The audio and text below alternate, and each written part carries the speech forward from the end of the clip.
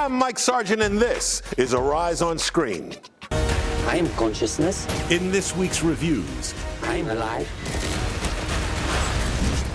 I am Chappie. in the new futuristic action thriller Chappie, Oscar nominee Hugh Jackman stars as a man obsessed with destroying a police robot who's been reprogrammed to think and feel for itself. You know that what you're doing is completely stupid. Don't get too personal. He'll get inside your head. Based on the most notorious crime of the 21st century, Kidnapping Mr Heineken stars Oscar winner Anthony Hopkins as Dutch brewery magnate Freddie Heineken, who was abducted and held for what was the largest ransom at the time. Ladies and gentlemen, this is the great Guy Chambers. Lordy Lord, have mercy on my ovaries. The original all-star cast enjoyed their first trip to India so much that they've returned in the sequel, the second best exotic Marigold Hotel. This time, Richard Gere checks in, and Dev Patel as Sonny hopes lightning strikes twice, and his new hotel is just as successful as the first. All this and more on Arise on Screen.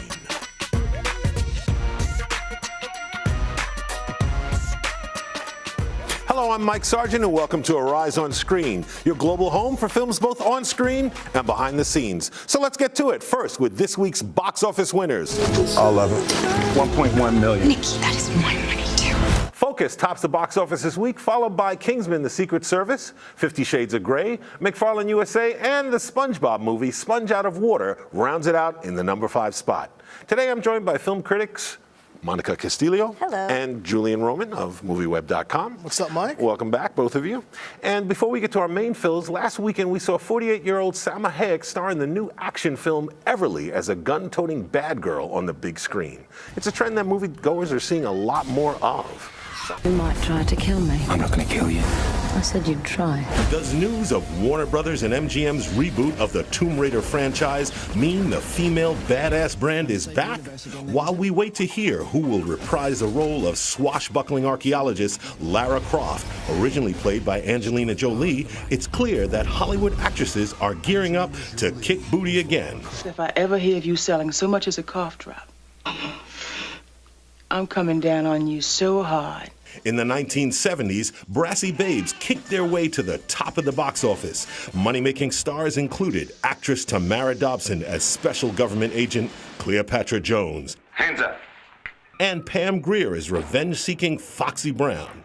They brought in big bucks at the box office, making them empowerment stars for some moviegoers during what has been called the blaxploitation film era. You speak English? No. You speak English? Yes. Today, female Hollywood stars of all ages, like 30-year-old Scarlett Johansson, are bringing badass back in such hits as last year's sci-fi action blockbuster Lucy and the Avengers franchise. I'm not gonna die tonight. Now, with the current release of Everly, a 48-year-old gunslinging Salma Hayek is jumping on the bandwagon too.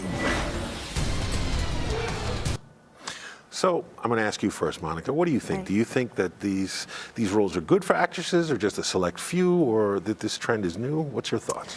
Well, as we saw, the trend isn't exactly new. There's a nice long history of women in action films, but I think it's such a token instance. We haven't really seen like a large swath of opportunities in action films being open to actresses.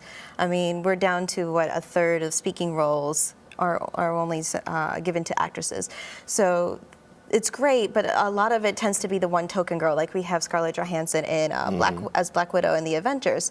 That's it. Yeah, but we've had things like Helen Mirren in the Red series. She's, that's the first time you see a 60-something-year-old woman as a gun-toting badass. But I think if I remember correct, if there's someone else in the series, let me know. But there's usually only one woman get allowed that pass to be like the bad girl, And I think it's limiting until we see like a superhero franchise or so given to a woman, which we haven't really seen.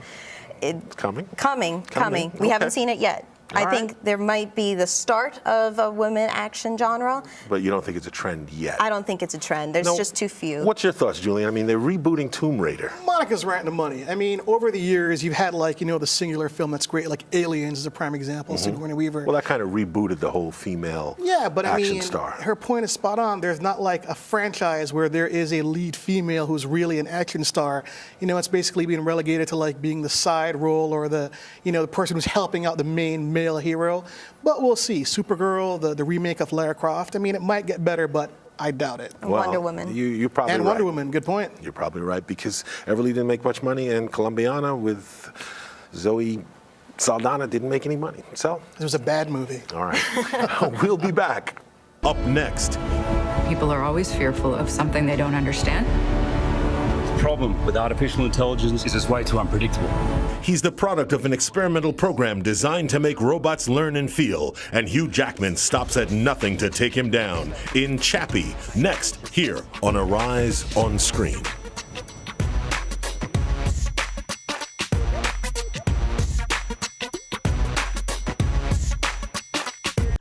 One of my favorite moments on the show was interviewing the author Taya Selassie. She wrote the New York Times bestseller Ghana Must Go, and she actually coined the phrase Afropolitan. And I feel like in part what this show speaks to is the Afropolitan audience. They're African, they're traveled, they're cosmopolitan, they're interested in the diaspora.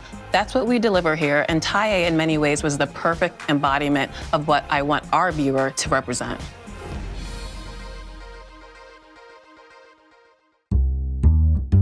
I'm Mike Sargent with Arise on Screen with a Black film history spotlight. Did you know actress and singer Pearl May Bailey played the role of Frankie in the film Carmen Jones in 1954. In 1959, she appeared in both Porgy and Bess and St. Louis Blues. And in 1976, she co-starred in Norman, Is That You?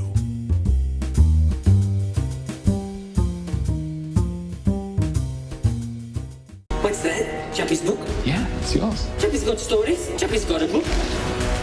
Anything you want to do in your life, you can do.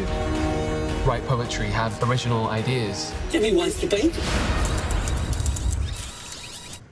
Wow. What in the name of the Lord?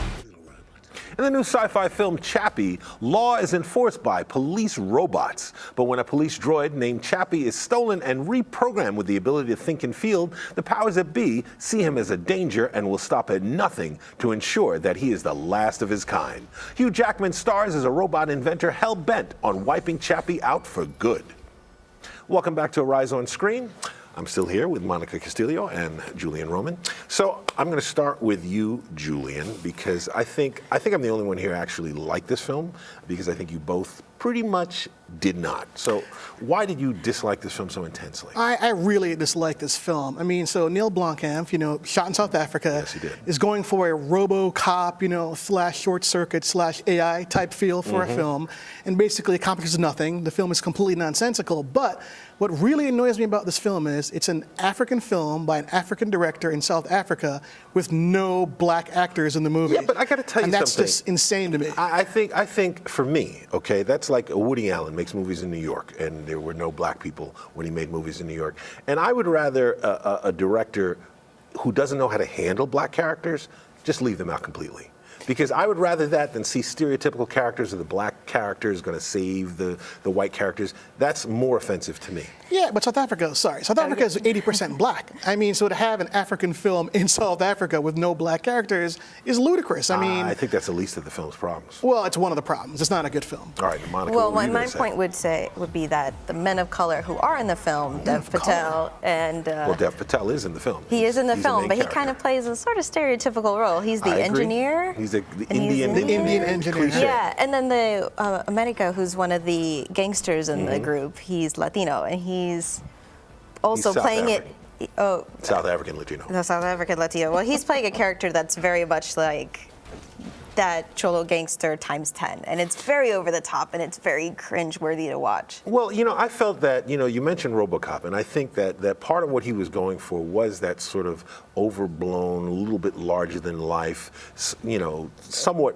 satirical, just like Verhoeven did with Robocop, where you have these characters who, there are a lot of over-the-top characters in Robocop, and these bad guys who you're talking about, this character is with, are played by these hip-hop South African Antwerp, lead musicians who essentially play themselves with their same names and whatnot, and they play it completely over the top. They're terrible. And a lot of times for laughs. They're awful. You thought they were awful. They can't act. I mean, the film overall is a very, very bad film. I understand he's reaching for some humanity thematic, thing with Chappie the robot finding his humanity, but it's not a good movie. And on top of not being a good movie, it's a film in Africa without black people. So that just drives me crazy. You see, well, for me, that's the part I would overlook, because I'm used to seeing that in science fiction. I could name you name a science fiction film that has a good black character, and that's an anomaly. Is it in Africa?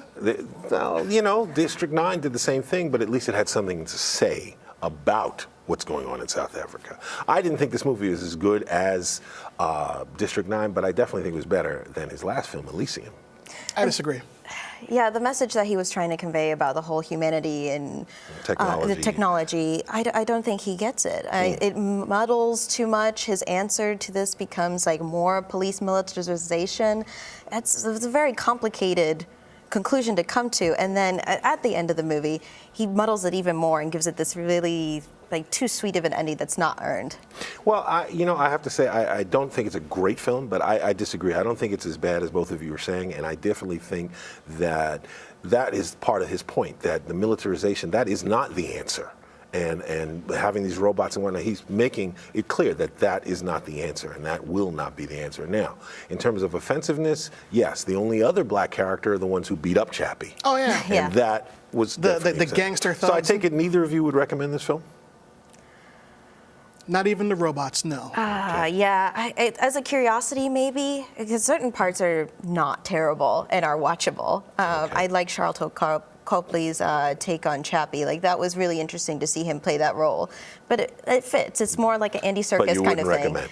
I wouldn't recommend a whole full-price ticket. All right, well, let's go over to the next film, which I don't know that you recommend. It's called Kidnapping Mr. Heineken, and stars Academy Award winner Anthony Hopkins, Jim Sturgis, and Sam Worthington. It's based on the true story of the kidnapping of Freddie Heineken, chairman and CEO of brewing company Heineken International, in 1983. He was released for a ransom of nearly $17.5 million. What you're doing is completely stupid. Don't get too personal. He'll get inside your head. Last night was the deadline. Must be some confusion. If you tell the police where I am, I'll give you half the ransom. Well, now, here's a movie that, again, I think you two hated a lot more than me. I didn't think it was quite so bad, but I'm going to go to you, Monica. You really thought that Hopkins, who should be the standout in here, was, what was the phrase you used? I felt like his character was kind of if Hannibal Lecter lost his cool in the jail cell.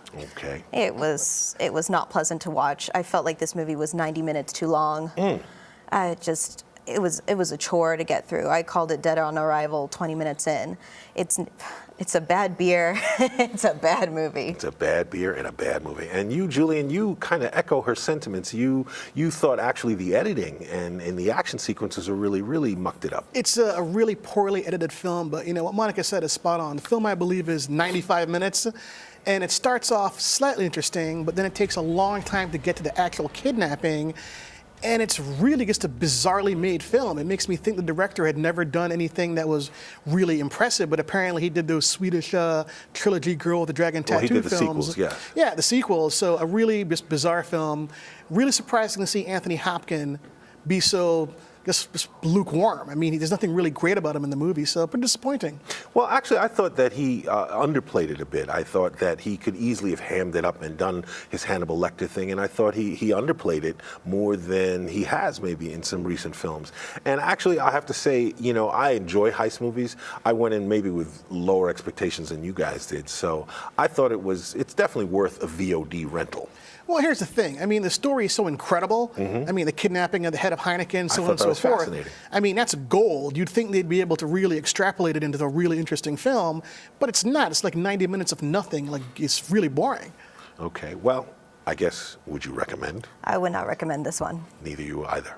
For a Heineken, maybe. For a Heineken. All right. Well, with a Heineken on VOD, I'd recommend. And we'll be right back. coming up. I'm a cosmologist. What's that? I study the marriage of space and time. He won the Best Actor Oscar for his portrayal of Stephen Hawking in the film The Theory of Everything. We sat down with Redmayne before his win to discuss his role. Next, here on Arise on Screen.